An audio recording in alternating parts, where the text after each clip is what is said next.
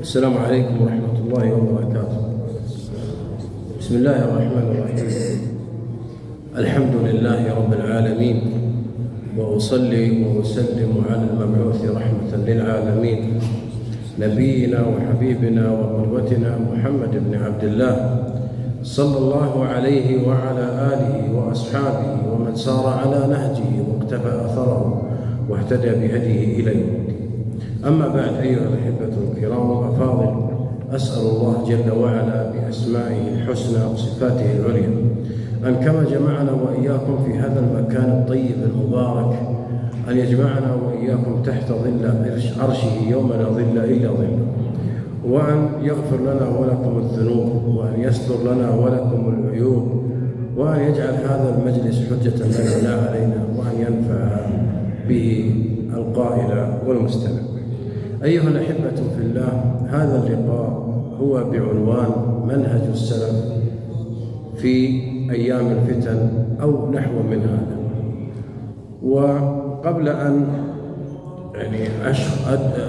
أشرع في موضوع الحديث، أريد أن أبين ما معنى كلمة منهج، ثم ما معنى السلف، ثم ما معنى الفتن، ثم ندخل إلى موضوع هذا اللقاء.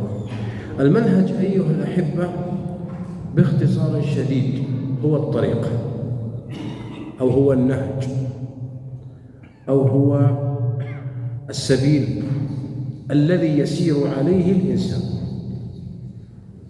والمنهج قد يكون منهج صائب وقد يكون منهج خاطئ، لذلك كل سائر سواء في العلم الشرعي أو العلوم الأخرى، حتى في علم الطب لهم منهج يسيرون عليه في تلقي الطب، لهم أيضا منهج يسيرون عليه في العمل. إذن الطريقة التي تسير عليها هذا هو المنهج. السلف، من هم السلف؟ السلف في اللغة هو من مضى. المقصود به في مصطلح أهل السنة والجماعة السلف هم أصحاب النبي صلى الله عليه وسلم والتابعين ومن تبعهم بإحسان إلى يوم الدين. يعني الصحابة القرون المفضلة الثلاثة، قول النبي صلى الله عليه وسلم: خير القرون قرني ثم الذين يلونهم ثم الذين يلونهم. هؤلاء هم السلف. هل كلهم سلف علماء سلف؟ أيضا لا. ما هو الدليل؟ قول النبي صلى الله عليه وسلم: افترقت اليهود على 71 فرقة، وافترقت النصارى على 72 فرقة، وتفترق أمتي على 73 فرقة كلها في النار إلا واحدة. قالوا: من هي؟ قال: في رواية الجماعة، والرواية الأصح هي قوله صلى الله عليه وسلم: من كان على مثل ما أنا عليه اليوم وأصحابي. إذن الميزان الذي نعرف عليه من هم السلف، حتى وإن كان من القرون المفضلة، هو من كان على مثل ما كان عليه النبي صلى الله عليه وسلم وأصحابه، لأن الله جل وعلا اختار محمدا نبيا، واختار له من قومه أصحابا، وحاشا الله أن يختار إلا الصواب. إذن عرفنا معنى المنهج وعرفنا من هم السلف. طيب، ما هي الفتن؟ الفتن في حديث حذيفة رضي الله عنه قال عمر: من يعلم ما الفتنة؟ ذكروا له فتنة الرجل في ماله، فتنة الرجل في أهله، فتنة الرجل في بلده. قال: معا هذه الساعات أريد الفتنة التي تموج كموج البحر. ثم حديث حذيفة معروف. طيب، إذن الفتن تأتي بمعاني، تأتي بمعنى الاختبار. أفحسب الناس أن يتركوا أن يقولوا آمنا وهم لا يفتنون؟ إذن تختبر في الإيمان. فلا يعلمن الله الذين صدقوا، أي ثبتوا على إيمانهم وصدقوا في إيمانهم، لأن الإيمان هو التصديق. الإيمان هو التصديق، قول باللسان واعتقاد بالجنان وعمل بالأركان، يزيد بطاعة الرحمن وينقص بطاعة الشيطان. الإيمان مذهب أهل السنة والجماعة أنه يزيد وينقص. فلا يعلمن الله الذين صدقوا في إيمانهم ولا يعلمن الكاذبين، أي الذين ادعوا أنهم على الإيمان وأنهم صادقون في إيمانهم ثم إذا جاءت الفتنة انخرطوا. هذا هو المعنى الذي نريده من قولنا الفتنة، أي الابتلاء والاختبار والامتحان. نسأل الله أن ينجينا وإياكم من الفتن وأن يثبتنا وإياكم في زمن الفتن. الدعاء يا أخي.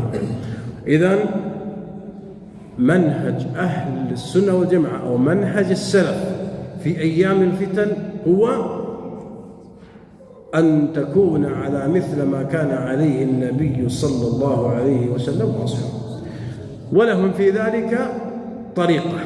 الطريقة الأولى ولهم في ذلك طريقة عبارة عن بعض أمور. الأمر الأول التمسك بالكتاب والسنة. يقول النبي صلى الله عليه وسلم: تركت في حديث جابر عند مسلم وفي مستدرك الحاكم: تركت فيكم تركت فيكم ما لن تضلوا بعدي إن تمسكتم به، كتاب الله وسنة النبي صلى الله عليه وسلم. إذا نتمسك بالكتاب ونتمسك بالسنة. كيف يكون يا أحب التمسك بالكتاب والسنة؟ كيف يكون؟ هنا منهج، نعود إلى المنهج. معنى كلمة منهج، ليس كل من تمسك بالكتاب والسنة أصاب. كلا يدعي وصلا بليلى وليلى لا تقر لهم وصال. المعتزلة قالوا نتمسك بالكتاب والسنة. الخوارج قبلهم قالوا نتمسك بالكتاب والسنة. قتلوا عثمان في بيته أمير المؤمنين ثالث الخلفاء الراشدين الذي شهد له النبي بالجنة 3 مرات، يشهد له بالجنة، وقتلوه وهم قالوا نتمسك بالكتاب والسنة. جاء بعدهم الشيعة قالوا نتمسك بالكتاب والسنة، وقتلوا أصحاب النبي صلى الله عليه وسلم في معارك هي معروفة، قالوا نتمسك بالكتاب والسنة. جاءت بعدهم القدرية نفوا القدر. جاءت بعدهم الجبرية قالوا الإنسان مجبور على فعله. جاءت بعدهم المرجئة قالوا المؤمن كالنخلة في مهب الريح. كلهم يدعي التمسك بالكتاب والسنة، لكن هل أصاب في تمسكه؟ لا. المتمسك الصادق المصيب بالكتاب والسنة هو من حقق قول النبي: من كان على مثل ما أنا عليه اليوم وأصحابه. هذا هو التمسك بالكتاب والسنة بفهم سلف الأمة، لا بفهمك أنت. طيب، هذا الطريقة الأولى التمسك بالكتاب والسنة. الثانية بفهم سلف الأمة. علماء السلف رحمهم الله أفنوا أعمارهم. خذ على سبيل المثال أحمد بن حنبل رحمه الله، سمع بحديث عند عبد الرزاق الصنعاني في اليمن، فحج من بغداد إلى مكة ووصل إلى مكة ثم لقيه في الحج، فقال له طلابه: هذا عبد الرزاق. قال: ما خرجت لطلب العلم ولا خرجت إلا للحج. ما سأله عن الحديث، عاد إلى بغداد وأنشأ نية جديدة لطلب العلم، وسافر إلى اليمن ووجد عبد الرزاق ولم يأخذ منه الحديث. العلماء يا أحبة فهموا كتاب الله وفهموا سنة النبي صلى الله عليه وسلم، والعلماء الربانيون هم من يؤخذ عنهم. لا نأخذ من مواقع التواصل الاجتماعي، ولا نأخذ من مواقع السوشيال ميديا، ولا نأخذ من الإنترنت، ولا نأخذ من علماء الفتن إن صحت التسمية أو دعاة الفتن على الوجه الصحيح، لا نأخذ منه. قد نسمع من الكلام المعسول، قد نسمع من الأدلة التي هي في حقيقتها شبه وليست أدلة، إنما هي شبه. قد كان السلف رحمهم الله إذا مروا بمجلس من مجالس الكلام التي هي يقال فيها علم الكلام وعلم المنطق وعلم الفلسفة وإنكار آيات الصفات وإنكار الأسماء، يسدون آذانهم، قال حتى لا تدخل فتنة لا أستطيع إخراجهم. واليوم نجد بعض الناس انتشر الإلحاد اليوم بسبب هذه المواقع. من يتابع الإحصائيات يجد أن الإلحاد اليوم في العالم الإسلامي أكثر من قبل مواقع التواصل الاجتماعي. تجد الشباب والشابات في الجامعات ينكرون وجود الإله، منهم من يقول أنا شيوعي، والله ما يعلم ما هي الشيوعية، يريد أن يصل إلى مسألة وهي إنكار الدين حتى يتلذذ بالمحرمات فقط. ولا أصلا يعني كون الإنسان ينكر وجود الرب هذا مستحيل.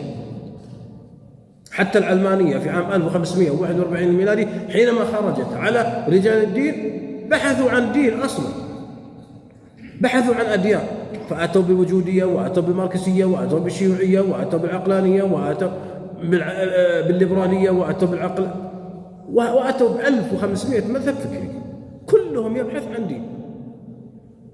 وإنما يا أحبتي يؤخذ العلم من أهل العلم الراسخين، لا نسمع لهؤلاء، ولا يقول الإنسان أنا أسمع ثم أستطيع أن أدافع عن ديني، لا، قد يبتليك الله جل وعلا بهذه الشبهة تدخل ولا تخرج، وتكون هذه الشبهة سبب في ضلالك وفي خسرانك للدين. ولا يأمن الإنسان على نفسه الفتنة. النبي صلى الله عليه وسلم كان في سجوده يقول اللهم يا مثبت القلوب ثبت قلبي على دينك. النبي، فما بالك بنا نحن؟ أيضا يا أحبة أن نتمسك بتوحيد الله جل وعلا. التوحيد، أن تخطئ في الصلاة مقبول، أن تخطئ في الصيام، في الحج، في الزكاة، في البر، في الصدقات مقبول. تتوضأ من لحم الإبل، ما تتوضأ من لحم الإبل، المسألة خلافية. تقرأ القرآن على طهارة، تقرأ القرآن على غير طهارة، المسألة خلافية. لكن يأتي إنسان ويقول مسائل التوحيد خلافية، لا، ما يقبل الخلاف. التوحيد ما يقبل خلاف، ولا يقبل إلا توحيد. الله جل وعلا يقول إن الله لا يغفر أن يشرك به.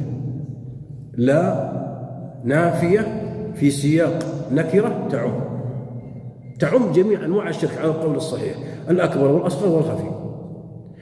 نقول يأتينا واحد يقول يا مشايخ أو يا إخوة أنتم تقولون نحن في دولة ما فيها شرك، ما فيها، أو إحنا في دولة توحيد. نحمد الله، نعم، نحن في دولة توحيد، وقامت على التوحيد وتأسست على التوحيد وتدعو إلى التوحيد وتحارب الشرك والبدع كله، لكن يوجد شرك. لا يأمن، خذوها قاعدة، لا يأمن الشرك على نفسه إلا مشرك، ولا يخاف الشرك على نفسه إلا موحد. إبراهيم عليه السلام سيد الموحدين، مدحه الله جل وعلا وأثنى عليه في كتابه إن إبراهيم كان أمة قانتا حنيفا لله ولم يكن من المشركين. كان يقول عليه الصلاة والسلام واجنبني وبني أن نعبد الأصنام. قال إبراهيم التيمي ومن يأمن البلاء بعد إبراهيم؟ من يأمن البلاء؟ أعطيكم مثال وبه أختم هذا الأمر. كثير من الناس يضع على سيارته ما شاء الله تبارك الله، صح ولا لا؟ يحط في مجلسه آية الكرسي، يحط في بيته أو يضع في بيته سورة الفلق. طيب ما حكم هذا؟ هذه تمايم. النبي صلى الله عليه وسلم يقول من تعلق تميمة فلا أتم الله له، ومن تعلق ودعة فلا ودع الله له. مسألة توحيد يا أحباب. ما معنى أصلا التوحيد؟ كيف نفهم التوحيد؟ ما معنى التوحيد أصلا؟ هو تعلق القلب بالله. لذلك في كتاب التوحيد الباب السادس: من حقق التوحيد دخل الجنة بلا حساب ولا عذاب. كيف تحقق التوحيد؟ أن لا يكون في قلبك إلا الله فقط، لا تتعلق بأي شيء من أمور الدنيا أبدا. بعضهم يتعلق بساحر، بعضهم يتعلق بكاهن، بعضهم على الطبيعي يتعلق بطبيب. هذا الطبيب ما أشفاني، هذا الطبيب ما أفادني. طيب الله جل وعلا إذا أذن بالشفاء علم الدواء. تعلق بالله، هذا السبب. فيا أحبتي التوحيد. ولا يقول إنسان أنا موحد وأنا لست مشرك إلا إذا كان أفضل من إبراهيم عليه السلام، ولا يوجد هذا. طيب ننتقل إلى الأمر الثالث وبه أختم. قلنا التمسك بالكتاب والسنة، الثاني بفهم سلف الأمة، الثالث عدم الخوض في الفتن. الله جل وعلا يقول: وإذا جاءهم أمر من الأمن أو الخوف أذاعوا به ولو ردوه إلى الله ورسوله ولم يرهم لعلمه الذين يستنبطونه منه. الآن يعني في مواقع التواصل يأتينا خبر سريع، وقع كذا وكذا، ثم ما تلبث هذه الكذبة أن تبلغ الآفاق، بغض النظر هل هي كذبة، هل هي صدق، هل هي لنا معها منهج السلف. ما هو في مثل هذه الأمور؟ 3 أشياء أو 3 مراتب. المرتبة الأولى أن يكون هذا المذاع والخبر المنتشر صحيحا صدقا في نشره منفعة، مثل إعلان عن دورة، إعلان عن درس، إعلان عن محاضرة، إعلان عن صلاة جنازة. هذا بشرط أن يكون صدقا، وفي نشره منفعة، فهذا تنشره ولا بأس، وإن لم تنشره لن تأثم إذا ما نشرت. المرحلة الثانية أن يكون هذا الخبر صدقا حقا، لكن في نشره مفسدة. هذا هو المقصود في الآية: لا تنشره، إذا نشرته فأنت آثم. وهذا ما يسمى بالشائعات. قد تكون الإشاعة صحيحة لكن في نشرها مفسدة أنت ما تعلمها، ولو قد يعني يتبادر إلى ذهنك بادئ الأمر أن في نشرها مصلحة. لا تنشرها. قد يأتي: ولو ردوه إلى الرسول وإلى أولي الأمر منهم لعلمه الذين يستنبطونه منه. اترك، لا تنشر.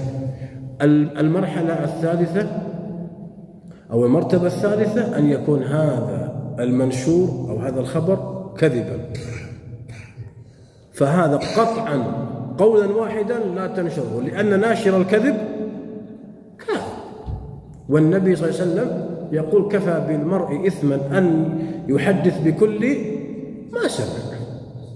لا يجوز أبدا نشر الكذب، محرم، حتى ولو كان في نشره مصلحة. ومن هذا الباب دخل الذين يضعون الحديث عن النبي صلى الله عليه وسلم. كانوا يضعون الحديث، قالوا لإصلاح الناس ولترقيق قلوبهم ولتقوية إيمانهم، فوضعوا الحديث ما معناه كذبوا على النبي صلى الله عليه وسلم، وما علموا بل قد علموا أن النبي صلى الله عليه وسلم قال: من كذب علي متعمدا فليتبوأ مقعده من النار. فلنتق الله يا أحبة في أنفسنا، ونتق الله جل وعلا في من أولانا الله إياه من النساء ومن الأبناء والبنات. كل إنسان مؤتمن على ما هو. يقول النبي صلى الله عليه وسلم: كلكم راع وكلكم مسؤول عن رعيته، إلى أن قال: والرجل راع في أهله ومسؤول عن رعيته. ألا كلكم راع وكلكم مسؤول عن رعيته. نحرص أيها الأحبة على التمسك بكتاب الله وسنة رسول الله، بفهم سلف أصحاب رسول الله صلى الله عليه وسلم، ونبتعد عن كل ما يؤثر على هذا الاعتقاد. أسأل الله جل وعلا بأسمائه الحسنى وصفاته العليا أن يصلح الراعي والرعية. نسأل الله جل وعلا أن يؤمننا في أوطاننا، وأن يصلح أئمتنا وولاة أمورنا، وأن يرينا وإياهم الحق حقا ويرزقنا اتباعه، وأن يرينا وإياهم الباطل باطلا ويرزقنا اجتنابه. أسأل الله أن يبارك فيكم وفي أعمالكم وفي أوقاتكم وفي أعمالكم وفي علمكم وفي ذراريكم وفي أهاليكم. أسأل الله جل وعلا أن يصلح لنا ولكم النية والذرية، وأن يحسن لنا ولكم الختام، وأن يجعل أعمارنا خير أعمالنا خواتيمها، وخير أعمالنا خواتيمها، وخير أيامنا أيام نلقى الله جل وعلا. نسأل الله يظلنا وإياكم تحت ظل عرشه يوم لا ظل إلا ظله. نسأل الله يجعلنا وإياكم ممن يحبون بيوت الله، وممن يتدارسون كلام الله، ومن يظله الله جل وعلا تحت ظل عرشه. هذا ما تيسر قوله وإراده في هذه العجالة. إن أصبت في شيء فمن الله وتوفيقه، وإن أخطأت فمن نفسي والشيطان والله ورسوله منه براء. الله أعلم وأحكم، ورد العلم إليه أسلم. وصلى الله وسلم على نبينا محمد. جمعية الدعوة والإرشاد وتوعية الجاليات بأبها، بالدعوة نحيا.